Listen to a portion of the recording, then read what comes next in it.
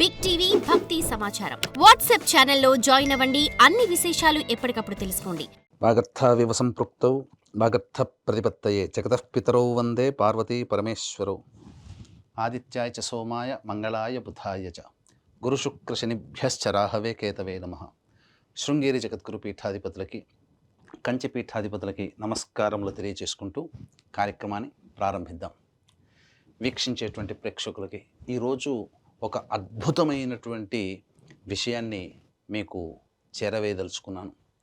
మనం సంవత్సరం పర్యంతం కూడా ఎదురు చూసేటువంటి పిల్ల పాప పెద్దలందరూ కూడా ఆనందంగా చేసుకునేటువంటి పండుగ భోగి, సంక్రాంతి, కనుమ.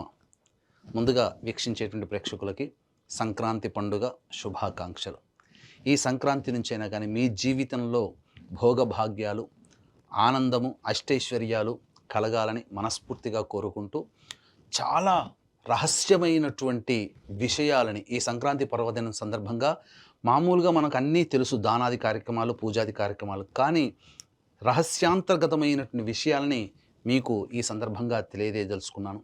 ఇక కనుమ రోజు కాకి కూడా బయలుదేరదంటారు కాబట్టి కనుమ రోజున ఎటువంటి పరిస్థితుల్లో కూడా ఊరి పొలిమేర దాటకుండా మీరు చూసుకోండి. ఈ కనుమ రోజున ముఖ్యంగా పశు పూజ అనేటువంటిది చేస్తారు.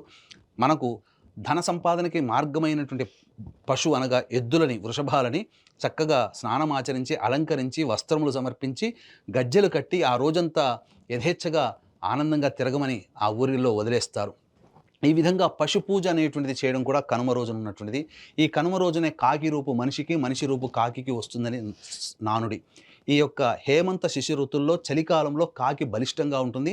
ఈ చలికాలంలో మానవుడు కృంగిపోతాడు. కాబట్టి ఇక ఈ సంక్రాంతి పండుగ నుంచి ఆ కాకికి ఉన్నటువంటి బలిష్టమంతా మానవుడికి వస్తుంది, మానవుడికి ఉన్నటువంటి బలహీనత కాకికి వస్తుందని ఈ శాస్త్ర ప్రమాణం. ఇక ఈ కనుమ రోజున ప్రధానంగా ఈ సంక్రాంతి రోజున ఏవైతే పిండి వంటతో చేసినటువంటి పక్షుల ఆకారాలు ఉంటాయో ఈ కనుమ రోజున అందరికీ అనగా పక్షులకి ఆహారంగా ఆ పిల్లలకు వేసినటువంటి ఆ పక్షి పిండి వంటకాల హారాన్ని ఈ యొక్క కనుమ రోజున మనము పక్షులకి ఆహారంగా వేస్తాం. ఇక ఈ కనుమ రోజునే ఇంట్లో చక్కగా సంక్రాంతి కొలువులు అనగా సంక్రాంతి బొమ్మల కొలువులు అనేటువంటివి ఏర్పాటు చేస్తాం. కాబట్టి చక్కగా మన చరిత్రని, మన పురాణాన్ని తెలిపే బొమ్మలనే ఈ యొక్క బొమ్మల కొలువులో పెట్టేటట్టుగా చూడండి. అంతేకాకుండా ఈ రోజున ఎడ్ల పందాలు, కోడి పందాలు విరివిగా జరుగుతాయి. మరియు దేవరకద్ర లాంటి ప్రాంతాల్లో కొట్లాటలు అనగా కట్టెలతో కుమ్ములాటలు అనేటువంటివి ఈరోజు బాగా జరుగుతాయి. కాబట్టి అందరూ కూడా ఆరోగ్యంగా ఉండే ప్రయత్నం చేయండి. ముఖ్యంగా ఈ కనుమ రోజున మనం ఒకవైపు పశుపూజ చేస్తూ ఇంకొక వైపు జంతువధ చేసి వాటి మాంసాన్ని ఆహారంగా తీసుకుంటాం. కాబట్టి ఈ రోజున సాధ్యమైనంత వరకు విసర్జించే ప్రయత్నం చేయండి. అన్నిటికంటే ముఖ్యంగా ఈ సంక్రాంతి పర్వదినం రోజున అభ్యంగన స్నానం అనేది చెప్పబడి ఉంది, నారాయణ యొక్క స్మరణం అనేది చెప్పబడి ఉంది.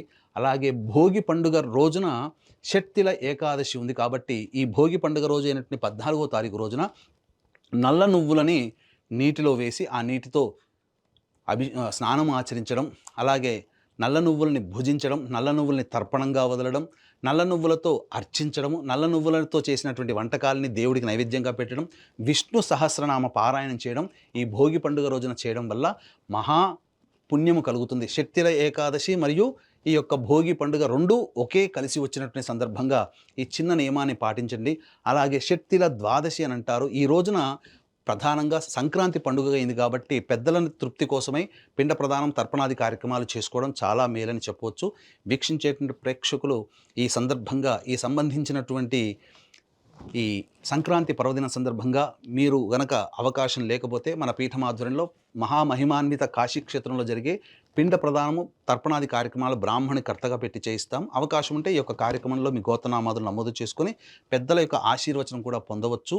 అలాగే అమావాస్య, పుష్యమాసము, ఆదివారము, ఉత్తరాషాఢ నక్షత్రం కలిసి వచ్చినటువంటి రోజున కూడా పిండ ప్రదానం జరుగుతుంది. అలాగే సాయంకాలం పూట ప్రదోషకాల సమయంలో తాంత్రిక దేవత యొక్క శక్తి మనకు లభించాలనే సదుద్దేశంతో సర్వదోష నివారణ పూజల హోమాలలో భాగంగా ప్రత్యంగిర, బగలాముఖి, రాజశ్యామల, వారాహి, ధూమవతి ఇలాంటి హోమాది కార్యక్రమాలు మేషమిథున, కర్కాటక, సింహ, కన్య, వృశ్చిక, ధనస్సు, కుంభమీన రాశిలో జన్మించిన వారికి శనిదోష నివారణ హోమాలు జరిపించి శక్తిపాతము చేసినటువంటి కరుంగలిమాల ఇవ్వడం జరుగుతుంది.